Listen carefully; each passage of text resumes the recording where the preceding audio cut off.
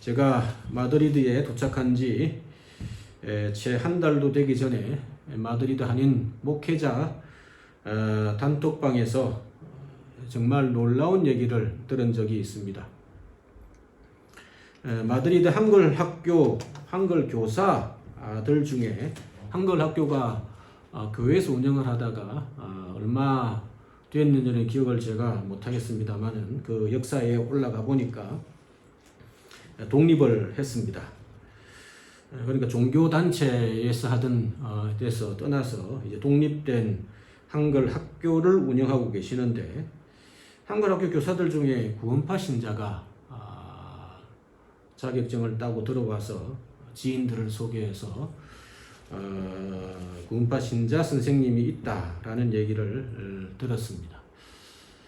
물론 제가 직접 확인은 못 해봤습니다. 한글 학교에 전화를 걸어서 물어볼까 뭐 이런 얘기를 생각을 했는데 그게 쉽지는 않은 것 같아서 제가 확인을 하지 않고 아는 사람이 있으면 통해서 교사들을 뽑을 때 서약을 받아야 되겠다 그런 생각을 해봅니다. 종교적인 은행을 하지 않겠다. 만약에 그렇게 그거 중립적인 자세를 지키지 않으면 책임지고 사임하겠다. 그런 서약을 미리 받고 교사로 임용하라. 그런 생각이, 그러면 이 문제가 좀 그나마 해결되지 않을까 생각을 합니다. 어쨌든 제가 확인을 못했지만 이단 문제가 한인 사회에도 얼마나 심각한지를 그대로 보여줍니다. 이단들이 멀리 있는 것 같지만 우리 주변에 가까이 있습니다. 그 이유를 혹시 아십니까? 이단들의 가장 중요한 전도 대상이 일반인이 아니라 기존에 믿는 신자들이기 때문입니다.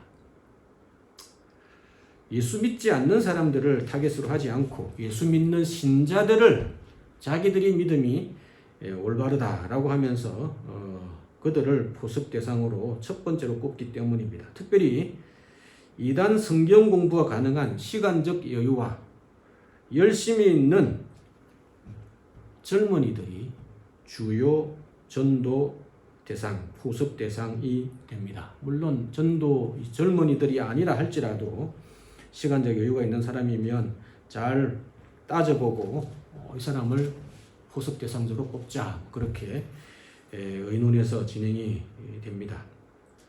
오늘은 이단 경계주의를 맞아서 이단 경계 10계명을 해설해 드리고자 합니다. 제가 이단 경계주의의 말씀을 준비하면서 몇 년 전이죠. 3, 4년 된 것 같습니다. 가정 화목 10계명, 부부 10계명 뭐 이런 것들은 있는데 이단에 대한 경계에 대한 이단주의 10계명 뭐 이런 것들이 혹시 있나 싶어서 찾아봤는데 없었습니다. 그래서 제가 몇 년 전에 이것저것들을 종합을 해서 만들었습니다. 이단에 대한 경각심을 일깨우고 건강한 신앙으로 무장하시기를 바랍니다. 이단 경계 10계명 1. 일하는 것을 게을리하도록 하면 이단일 수 있습니다. 아닐 수도 있고 있을 수도 있다, 이런 얘기죠. 학생들에게는 수업을 째라. 일반들에게는 직장과 가정을 돌보는 거 그거 별로 중요하지 않다. 신앙생활이 최우선이다 라고 하면서 부모와 가족과 직장과 자기의 일을 멀리하도록 하게 하면 이단일 가능성이 아주 높습니다. 왜 이단들이 가정과 생업과 공부를 멀리하게 하는가? 먼저는 자신들의 이단 성경 공부, 이단 성경 공부라고 말하지 않지만 어쨌든 성경 공부에 시간을 내도록 하기 위함입니다. 배워야 자기들에게 넘어오기 때문입니다. 그리고는 다른 말로 하면 다른 사람과 또 떼놓기 위해서, 이 사람만 혼자 포섭해서 넘어오기 위해서 이런 일을 합니다. 그러나 성경은 우리가 하는 일에 대해서 성실하라라고 이야기하는 것이 성경의 메시지입니다. 데살로니가 전서 4장 11절에 새 번역, 여기 나오는 특별히 제가 말씀드리지 않으면 새 번역입니다.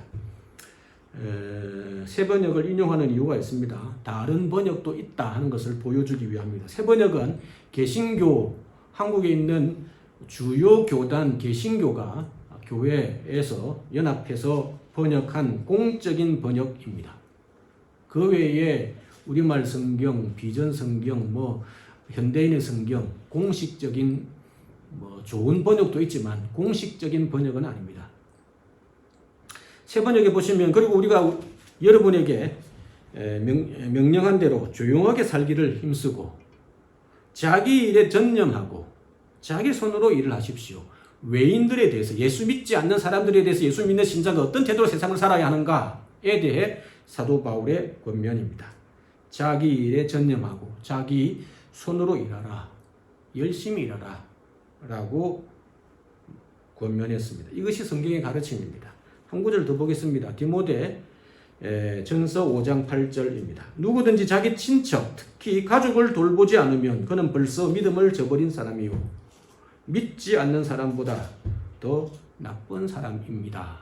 라고 분명히 이야기했습니다. 여기에 보면 신앙이라는 이유로 가족을 버리고 돌보지 않는 사람은 믿지 않는 불신자보다 더 나쁜 사람이다. 분명히 말합니다. 이런데도 불구하고 이단들은 예수님께서 제자들을 부르실 때 가족들을 미워하고 자기를 미워하고 부모를 미워하지 아니하면 나의 제자가 될 수 없다 라고 하셨기 때문에 가족 몰래 믿어라. 가족들이 네가 믿는 것에 대해서 반대하고 미워해도 어쩔 수 없다. 신앙이 중요하다 라고 주장합니다. 새빨간 거짓말입니다. 근데 주의할 것은 처음부터 그들이 가족을 버리라고 하지 않습니다. 처음엔 가족 몰래 예수님 목사님 몰래 성경 공부하는 정도로 그칩니다.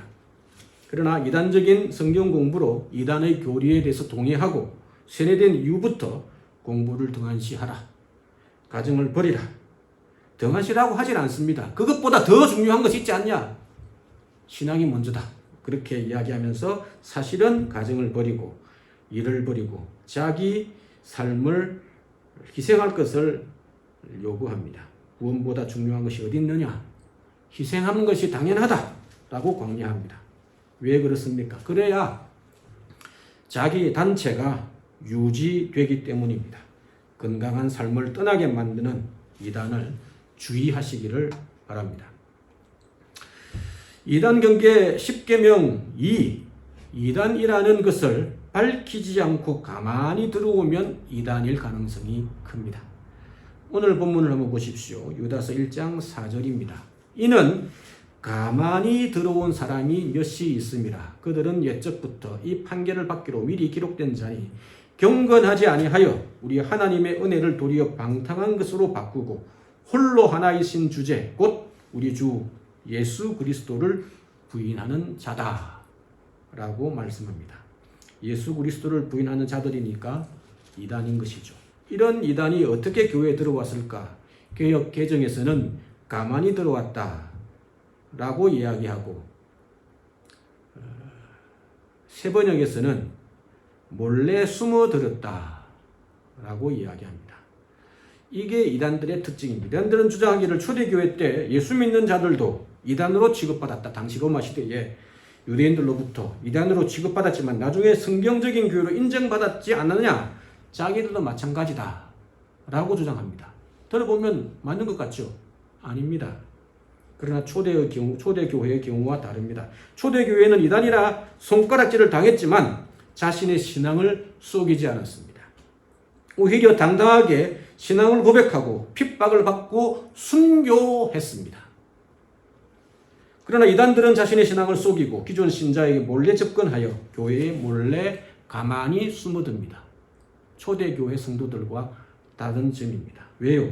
자신의 가르침이 거짓임을 알고 있는 교주들이 그렇지 않으면 포교 활동을 할 수 없기 때문에 속이는 것입니다. 정말 자신들이 성경적이라면 떳떳하게 밝히고 포교하시기 바랍니다. 신천지에 모략전도라는 게 있습니다. 이름은 그럴싸하게 모략전도라고 붙였는데 이 세상에서 그리스도인들이 비둘기같이 순결하고 뱀같이 지혜로워야 한다라고 예수님께서 하신 말씀 뒤에 나와 있는 뱀같이 지혜로워야 되니까 전도할 때 쏘배도 괜찮다라는 것이 모략전도입니다. 그러나 사실은 거짓말 전도고 가짜 속임수 전도입니다. 신천지 접근법 중에 이런 것이 있습니다. 이벤트나 잡지사, 어디 회사, 언론, 기획사 뭐 이렇게 이야기하는데 전부 가짜입니다. 억지로 만들어서 하는지는 모르겠습니다만 가짜입니다. 가짜로 만드는 것이니까요. 이렇게 해서 3명, 4명이 모이면 그 중에 본인을 제외한 모두가 신천지입니다. 그런데 처음 만난 것처럼 꾸미고 한 사람을 포교하는 것입니다. 상담심리, 설문조사, 어떤 단체에서 나왔다, 뭐 어떻다, 애니그램, 실제로 그게 중요하고 올바른 게 있습니다. 맞는 게 거짓말은 아닌데 그것들 단체를 그런 상담 조사한다, 스터디를 한다, 이렇게 하면서 다 가짜로 꾸며서 합니다. 완전히 속습니다. 절대 전화번호는 알려주면 안 됩니다. 그 사람이 진짜인지 아닌지 우리가 알 수가 없으니까 반응을 하시면 안 됩니다. 죄송합니다 하고 그냥 가버리면 됩니다. 그 다음에 스터디 카페, 도서관 전문적으로 타겟이 들어갑니다. 도서관에 가서 스터디 카페 가가지고 앉아있는 사람한테 가서 볼펜 빌려주세요 하면서 커피 빌려주면 안 빌려주는 사람 있겠습니까? 커피 한 잔 딱 사주고 감사하다. 제가 모르는 게 있어서 그러는데 좀 번호 좀 알려주세요. 이래저래 해가지고 알아서 접근할 수 있습니다. 논문을 위해서 인터뷰를 하자. 공부 때문에 질문을 한다. 전부 다 가짜입니다. 물론 학생들, 그 근처에 학교에 있는 학생들 동원하니까 신분은 가짜일지 아닐지는 모르겠습니다. 그러나 거의 다 태반이 가짜, 속임수, 모략으로 하는 전도, 가짜 전도입니다. 동아리 문화센터, 이마트에서 하는 한국으로 치면 그런 문화센터 같은 데 가가지고 일부러 학생으로 등록합니다. 애기들 데리고 가고. 강사다, 선교사다, 목사다, 전도사다, 간사다 전부 다 가짜입니다. 물론 자기들끼리 신학 훈련 받아가지고 목사다 이런 붙일 수 있겠죠. 그러나 가짜입니다. 이렇게 하고도 전혀 죄책감이 없습니다. 왜요? 예수님이 뱀같이 지혜로워라고 했으니까요. 너무 우습지 않습니까? 그것을 모략전도라고 합니다. 처음에는 이게 모략전도라고 하는 게 도대체 뭔가 싶었는데 거짓말 전도입니다. 속임수입니다. 혹 주변에 무엇인가 새로운 말씀의 가르침을 몰래 배우라고 고민하시는 분들이 계시면 저희에게 이야기해 주셔야 합니다. 그리고 관계를 끊으셔야 합니다. 이단 경계 10계명 세 번째, 삼가 교회가 공적으로 허락하지 않는 성경 공부를 몰래 하게 하면 이단일 가능성이 아주 높습니다. 성경 공부 열심을 내는 것은 당연히 좋은 것입니다. 권할 만합니다. 그러나 교회 안팎에서 교회가 공식적으로 허락하지 않은 성경 공부를 몰래 하도록 요구하면 이단일 가능성이 높습니다. 왜요? 그들은 가만히 들어온 거짓의 사람들이기 때문입니다. 이단들은 앞에서 말씀드린 여러 가지 방법으로 관계를 형성한 뒤에 교회 밖에서 목사님 모르게, 부모님 모르게 3-4명씩 함께 모여 성경 공부를 합니다. 보습 대상자를 제외한 나머지 모든 사람들이 다 이단들인데 혼자만 처음 만난 것처럼 느낍니다. 그래서 어떤 사람이 그렇게 이야기하죠. 군중승리여에서 짜고 치는 성경 공부에 혹 넘어갑니다. 한 사람이 이거 들으니까 막 간증을 하고 그런 얘기를 하고 그러니까 넘어가는 겁니다. 진짜인 것 같아. 저렇게 멀쩡히 생긴 사람이 저렇게 반듯한 직장, 그런 직장이 실제 직장인일 수도 있고 가짜로 꾸몄을 수도 있습니다. 저런 멀쩡한 사람도, 저런 교수님도, 저런 심리상담가도, 저런 간사도, 저런 선교사님도, 저런 전도사님도 저런 간증을 하니 믿으니 괜찮겠구나 하면서 쏙 넘어가는 것입니다. 심지어는 이단에 먼저 빠진 자녀가 이단인 자기 친구를 데려와가지고 부모님을 부모님을 보습하기 위해서 장로님인지 권사님인지 모르겠습니다. 보습하기 위해서 성경 공부. 진짜 이 친구하고 성경 공부를 하려고 하는데 진짜인지 아닌지 하도 요즘 염려를 많이 하니까 거짓말로 하니까 부모님도 참석해서 같이 합시다. 부모님 보습하려고 그렇게 했답니다. 깜짝 놀랐습니다. 어떻게 그런 자녀가 있을 수 있습니까? 이단에 넘어갔기 때문입니다. 이처럼 목회자에게 알리지 않고 몰래 하는 성경 공부나 훈련은 주의하셔야 합니다. 안 하셔야 합니다. 그렇게 유도하는 사람들이 있으면 알려야 합니다. 부모님이 알고 참여한다고 목회자한테는 알리지 마라. 덕이 안 되니. 거짓말입니다. 알려야 됩니다. 교회가 공적으로 개설하는 모임이나 가족 모임이나 새가족 모임이나 성경 공부 모임이나 제자 훈련이나 직분 훈련이나 사랑방 모임에 자문하여 바깥이 아닌 안전한 건강한 교회 안의 여러 훈련 모임에 잘 참여하심으로 건강한 신앙생활을 감당하시기를 바랍니다. 이단 경계 10계명 네 번째, 사도신경과 주기도문을 부정하면 이단입니다. 이단들의 특징 중에 하나가 사도신경과 주기도문을 부정한다 라는 사실입니다. 왜 주기도문을 거부할까요? 예수님이 완벽한 구원자가 되면 안 되기 때문입니다. 예수님께 뭔가 부족한 것이 있어야 하고 그래야 자기들이 이단 교리를 추가할 수 있기 때문입니다. 그래서 주기도문을 거부합니다. 구원파가 주기도문을 암송하지 않습니다. 왜요? 주기도문을 암송할 때마다 우리 죄를 사해 주시옵시고 라고 기도해야 하기 때문입니다. 그러면 자기 교리를, 이단 교리를 부정하는 것이 되니까요. 구원파는 한 번 죄사함을 받았으면 끝입니다. 더 이상 죄사함을 받을 필요가 없습니다. 그러면 그 뒤에 이야기하는 뒤에 짓는 잘못들은 뭐냐? 이미 회개된, 이미 용서된 것들을 대해서 인정할 뿐입니다. 그래서 이 구원파 어떤 사람이 옛날에 탕명한 소장, 이단 소장을 살해하지 않았습니까? 왜요? 죄책감이 없어요. 예전에 믿을 때 이 모든 죄까지 다 사함받았으니까. 웃었지 않습니까? 이게 이단입니다. 구원파가 예수님을 부정하지는 않습니다. 예수님 믿습니다. 그런데 한 번 구원받았으면 끝이다 그러니까 이게 이상한 삶이 되어버린 겁니다. 전혀 성경적이지 않습니다. 예수 믿은 이후에 짓는 죄들, 의도해서 짓는 죄든 모르고 짓는 죄든 다 이미 구원받았으니 죄책감을 못 느낍니다. 이게 어떻게 정상적이고 건강한 신앙입니까? 저의 경험담이기도 합니다. 선교단체 대학에 새치 총무를 할 때였습니다. 구원파 학생들이 봉사 동아리를 위장해서 동아리 등록을 한다는 첩보를 들었습니다.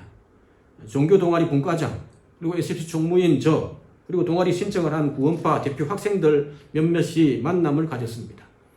제가 이런저런 미끼를 던지니까 자신들이 IYF라는 단체 동아리다, 신뢰할 만하다 라고 이야기하는 겁니다. IYF는 지금 지난주에 제가 접속한 스크린 캡처한 내용입니다. IYF라는 단체는 박옥수 씨 계열의 만든 구원파 단체입니다. 그래서 설립자, 지금 대표는 아닙니다. 지금 대표는 박 누구누구라고 되어 있는데 설립자라고 소개되어 있습니다. 저분이 박옥수 씨입니다. IYF, IVF와 헷갈리게 만들어 놨습니다. 그래서 제가 단체의 성격은 종교 동아리인데 IYF라는 단체가 대표가 박옥수 씨고 박옥수 씨는 구원파이신데 제가 인신공격은 하진 않고 종교단체인데 봉사동아리로 등록하는 것은 뭔가 의심스럽다. 무슨 의도냐? 논지로 따져 들어갔습니다. 그 이단 학생들 중에 서울대를 휴학하고 간사로 봉사하면서 전국 대학에 순회하면서 동아리 등록을 돕는 학생이 있었습니다. 간사 신분이죠. 그 학생과 논쟁이 붙었습니다. 제가 왜 주기도문을 거부하느냐 라고 이야기하니까 잘못된 내용이라서 사용하지 않는다. 주기도문에 나오는 우리 죄를 사해달라는 구절이 회개를 반복적으로 가르치기 때문이다. 그래서 우리는 그 신앙이 틀렸기 때문에 받아들이지 않는다. 이렇게 이야기하는 겁니다. 그래서 종교적인 부분이 문제가 되어서 봉사단체로, 봉사동아리로 위정 등록하려고 했던 동아리 등록이 무산된 적이 있습니다. 이처럼 이단들은 사도신경을 대체로 반대합니다. 왜냐하면 예수님의 사역을 흔들어 놓아야 자기들의 단체가 들어올 수 있기 때문입니다. 그러면 왜 사도신경을 거부합니까? 똑같은 이유입니다. 예수님 외에 다른 교주를 신격화하기 위해서 사도신경을 공부합니다. 사도신경에 보면은 하나님, 예수님, 성령님에 대한 고백입니다. 하나님을 믿습니다. 성령님을 믿습니다. 예수님을 믿습니다. 라고 이야기해야 되니까 부정하는 것입니다. 가톨릭에 의해서 사도들이 고백을 했는데 사도들의 신앙 고백인데 가톨릭에 의해서 교회에 의해서 역사적으로 변질되었기 때문이다. 그렇게 이야기합니다. 그러나 이건 표면적인 이유이고 사실은 삼위일체 하나님을 부정하고 예수님의 신성을 인정하지 않고 예수님의 부활과 구속과 사역이 뭔가 모자란다 라고 한 뒤에 그것들을 완성시키는 자기들만의 교주를 그 자리에 세워놓기 위함입니다. 신천지에서는 이만희가 예수님의 사역을 보충한다, 완성시킨다, 그렇게 이야기합니다. 물론 신앙 고백을 절대시하는 것도 문제일 수 있습니다. 그러나 무엇보다 성경이 먼저입니다. 그러나 건강한 신앙 고백이 이단의 유혹으로부터 우리를 보호한다는 사실을 우리는 기억해야 합니다. 건강한 신앙 고백을 통해서 올바른 신앙을 세워나가시는 우리이기를 소망합니다. 이단 경계 10계명 5. 오직 하나의 성경만 주장하고 이상한 짝부리, 신비한 비유풀이를 가르치면 10중 8구 이건 이단일 수 있다가 아니라 이단입니다. 어떤 이단 전문가는 한국에 유독 이단이 많은 이유가 개역 한결 성경만 옳다고 연기는 편협한 성경관 때문이다 라고 지적합니다. 일부 맞는 말이기도 합니다. 그러나 개역 한글 성경, 지금 우리가 쓰는 개역 개정 말고요, 그 이전에 있었던 개역 한글 성경만 인정하는 것만은 이단이 아닙니다. 오직 한 성경만 주장하면 거의 이단입니다. 이단에 가깝습니다. 신천지는 개역 성경만 인정합니다. 왜냐하면 자신들의 이단 교리가 개역 성경에 뿌리를 두고 있거든요. 개역 성경이 아니고 이게 다른 번역으로 좀 더 오류가 부족한 부분이, 애매한 부분이 정확하게 번역이 되면 자기 교리하고 안 맞는 거예요. 개역 개정이. 그래서 개역 개정 성경 거절합니다. 안 믿습니다. 개역 성경을 들고 다니는 사람이 있으면 의심하셔야 합니다. 또 어떤 교회는 킹 제임스 버전, 영어 성경 중에 킹 제임스 버전만, 다른 번역 NIV도 있고 다른 번역 많이 있는데 킹 제임스 그 번역만 옳다. 사용하는 건 괜찮아요. 다른 성경도 성경하고 NIV도 성경하고, 근데 교회는 킹 제임스 버전을 쓰는데 이것만 옳다고 주장하면 오류입니다. 이단에 가깝습니다. 킹 제임스 버전은 잘 아시는 것처럼 1600 몇 년 17세기 초에 영국 국왕 킹 제임스 1세가 성경을 번역하라 라는 명령에 의해서 번역된 성경입니다. 이것만 옳다고 하시면 안 됩니다. 그건 편협한 성경관 때문에 오류에 빠질 수 있습니다. 성경은 진리지만 번역된 성경은 장단점이 있을 수 있기 때문입니다. 한글 개역 성경만 고집하면 안 되는 이유는 예수님이 한글 썼습니까? 예수님이 한글 썼습니까? 아닙니다. 그런데 왜 한글 성경만 옳다고 번역합니까? 이단이기 때문입니다. 이것만 생각하면 그들의 성경관이 얼마나 비성경적인가, 이단인가 하는 것을 단번에 알 수 있습니다. 그 외에 다른 설명도 필요가 없어요. 예수님이 한글 쓰셨습니까? 아닙니다. 그들이 한글 개역 성경을 가르치면서 하는 이유가 뭘까? 제가 들어가 보지 않아서 잘 모르겠지만 아마도 이렇게 이야기할 가능성이 큽니다. 예수님께서 정확한 말씀들로 우리에게 전해주셨는데, 사도들을 통해서 성경에 기록하게 하셨는데 그것들이 원본은 사라지고 번역되어 오다가 오류가 많이 생겼는데 한글로 번역될 때 진짜 제대로 됐다. 아마 그렇게 이야기할 것 같습니다. 가짜입니다. 올바른 성경과는 여러 버전의 성경을 통해서 올바른 해석을 추구해야 합니다. 번역의 장단점이 있기 때문에 여러 성경을 잘 조절하면 참된 의미가 무엇인지 우리는 알 수 있기 때문입니다. 영어 성경이라 성경의 한글 여러 번역이나 원어나 이런 것들을 비교하면서 올바른 해석을 추구하는, 성경 읽기를 추구하는 것이 건강한 태도입니다. 물론 모든 성도님들이 여러 언어를 통달해서 성경을 비교해서 읽고 연구해야 한다는 것은 아닙니다. 가능하면 좋습니다. 그러나 건강한 성경 읽기를 추구하는 것은 모든 성도들에게 올바른 태도입니다. 어떤 사람이 오직 하나의 번역 성경만을 고집하고 짝풀이, 비유풀이를 한다면 10중 8구 이단인 것을 눈치채시고 선을 긋고 관계하지 않으시기를 바랍니다.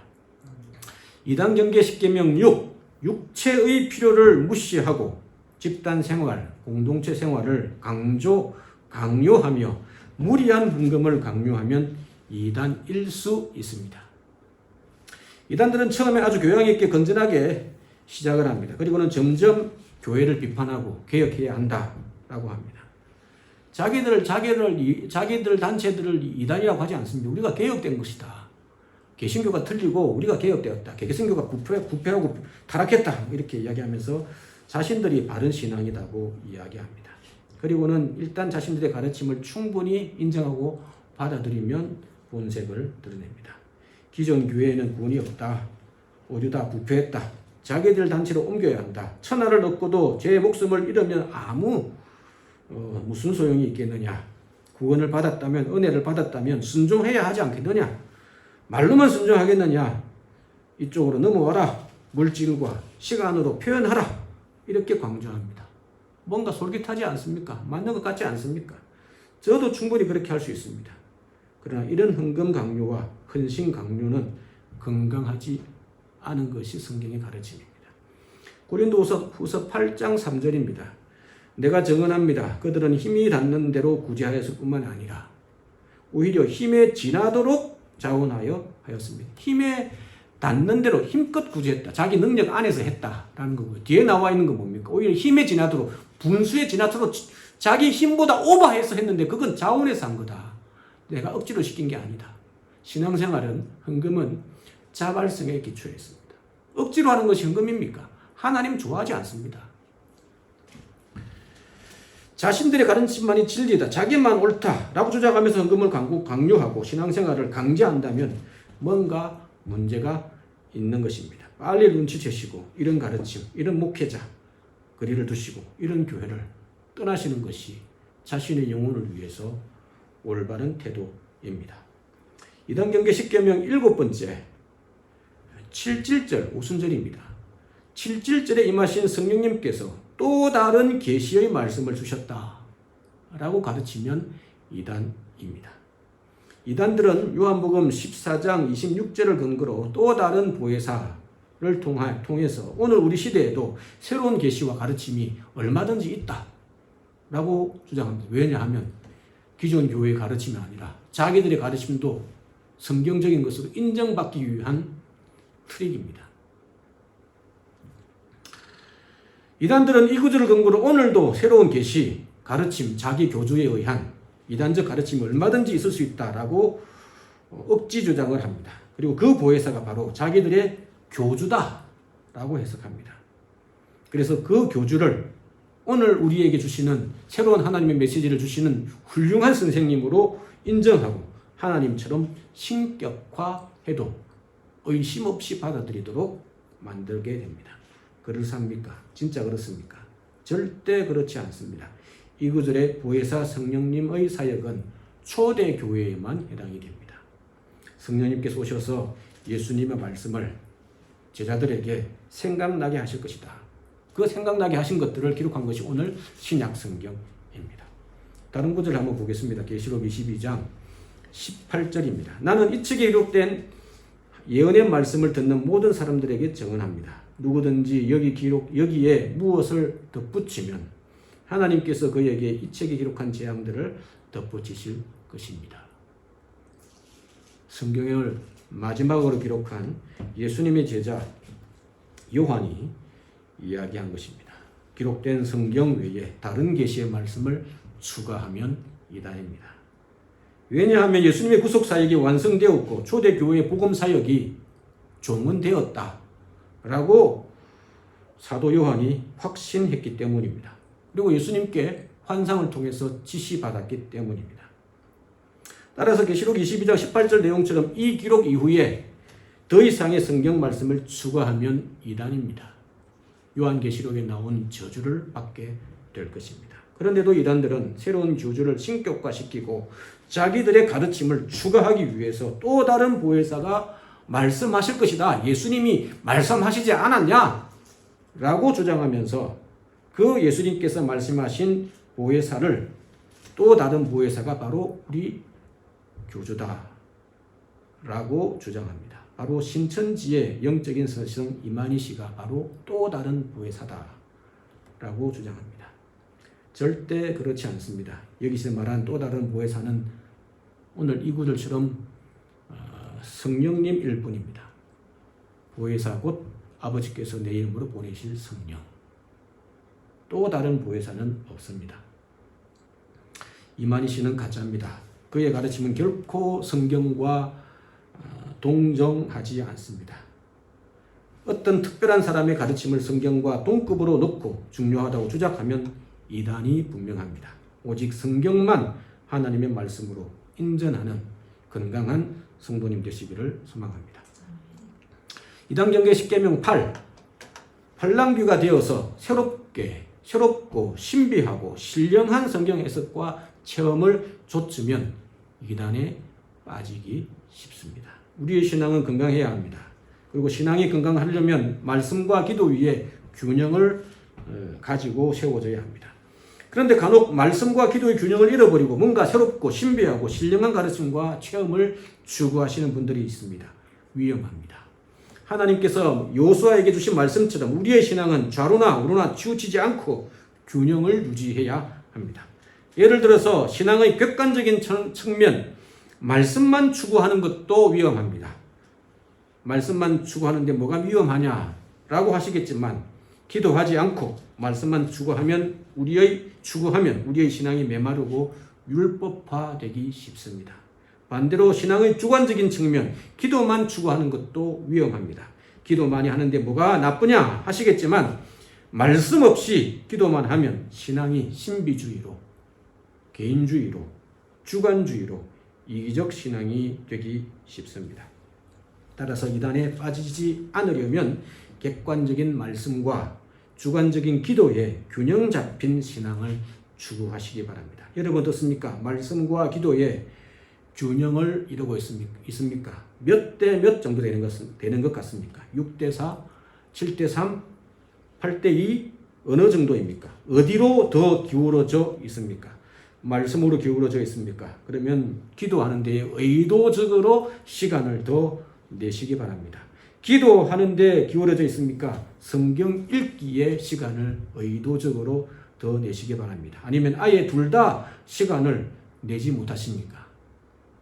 성경과 기도에 열심을 내는 이단들에게 부끄럽지 않도록 더 성경과 기도에 균형 잡힌 열심을 내시기 바랍니다. 말씀과 기도에 균형 잡힌 신앙을 추구하시는 그런 저와 여러분 되시기를 소망합니다.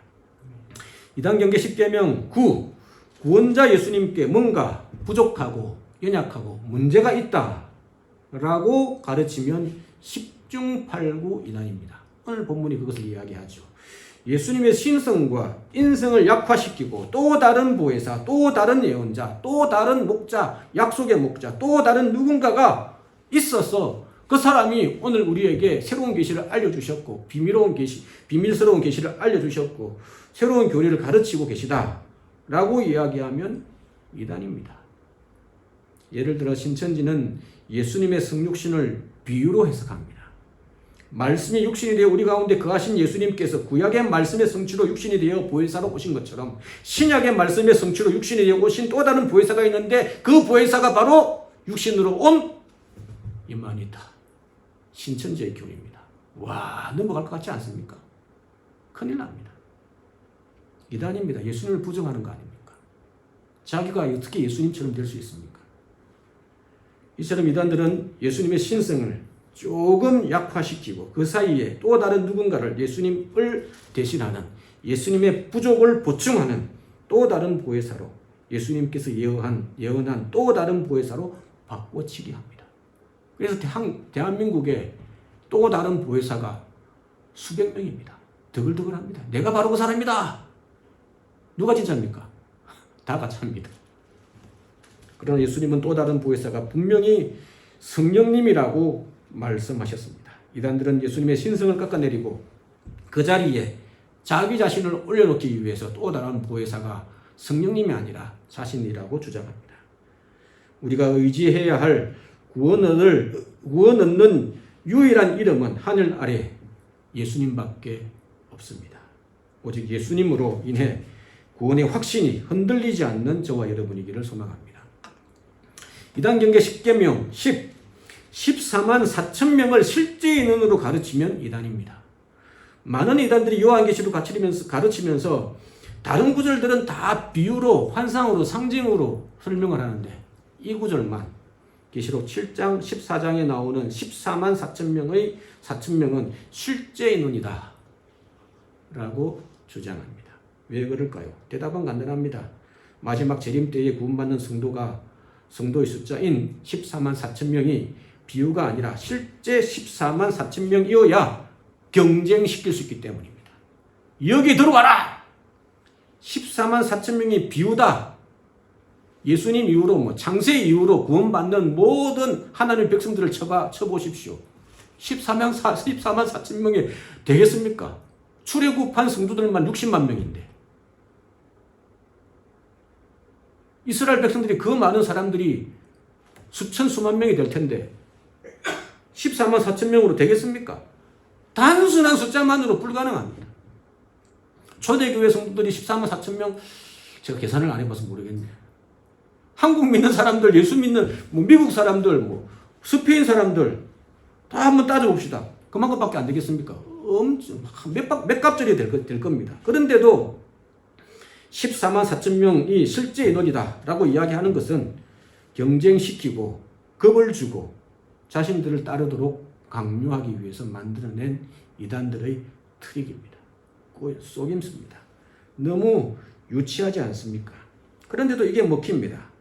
왜 이런 이단들의 가르침과 거짓말이 먹힐까요? 믿음에 기초한 구원의 확신이 든든하지 못하기 때문입니다.